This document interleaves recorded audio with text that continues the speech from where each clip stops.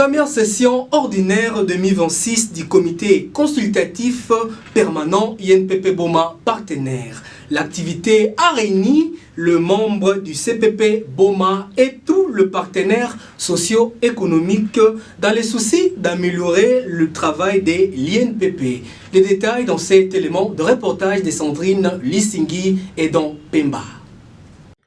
Cette réunion de la direction provinciale de l'INPP Boma a mis autour d'une même table les principaux acteurs socio-économiques.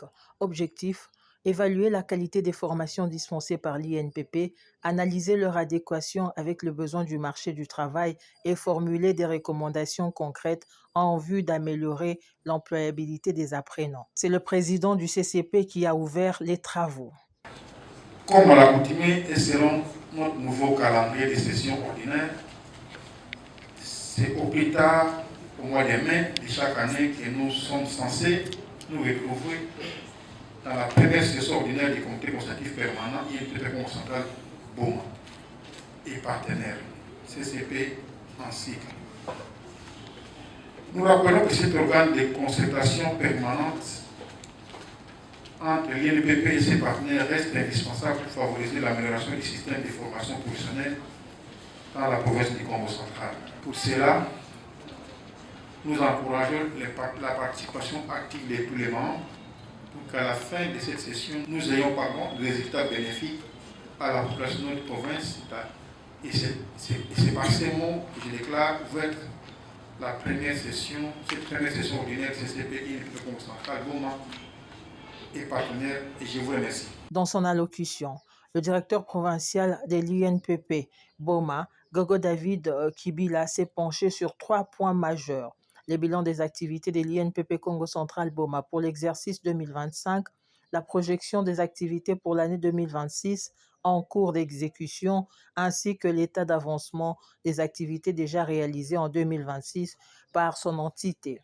Gogo David Kibila Nsimba a exprimé sa satisfaction d'avoir atteint, rien qu'au premier trimestre, 70% des recommandations issues des dernières assises du CCP 2025. Quant aux effectifs formés, l'INPP a déjà atteint 20% du taux quantitatif.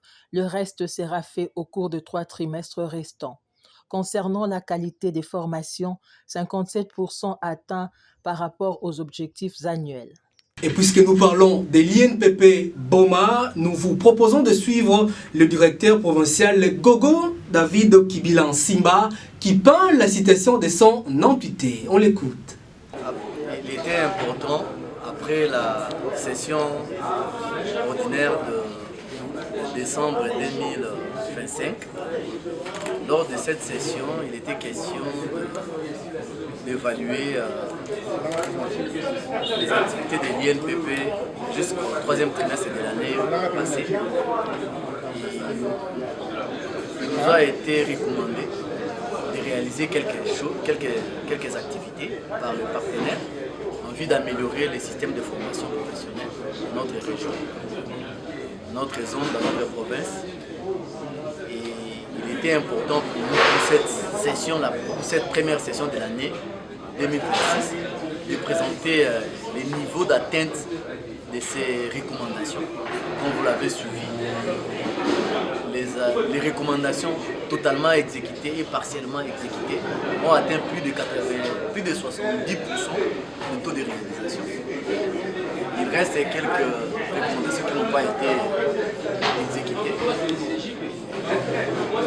Durant les 3 trimestres qui restent, nous tenterons de les réaliser. En ce qui concerne les effectifs formés, nous sommes déjà à peu près, nous tournons autour de 20%. Il nous reste encore 3 trimestres durant lesquels nous allons continuer à former pour atteindre les assignations, les objectifs quantitatifs. Mais en ce qui concerne les objectifs qualitatifs, c'est-à-dire certaines activités qui doivent accompagner la formation professionnelle, nous sommes déjà en train de les exécuter à plus de 57% de l'objectif annuel. Et nous pensons notre objectif était que nous puissions cette fois-ci réaliser notre plan opérationnel de 70%. C'est ici aussi l'occasion de remercier les partenaires sociaux professionnels, la FEC, la FENAPEC, le monde du travail, les recommandations qu'ils ne cessent de nous formuler pour nous améliorer davantage, mais aussi notre hiérarchie, notre direction générale qui nous apporte les moyens nécessaires en termes de finances, en termes de ressources humaines, afin que nous puissions atteindre ces aspirations à la satisfaction de la population pour laquelle nous travaillons.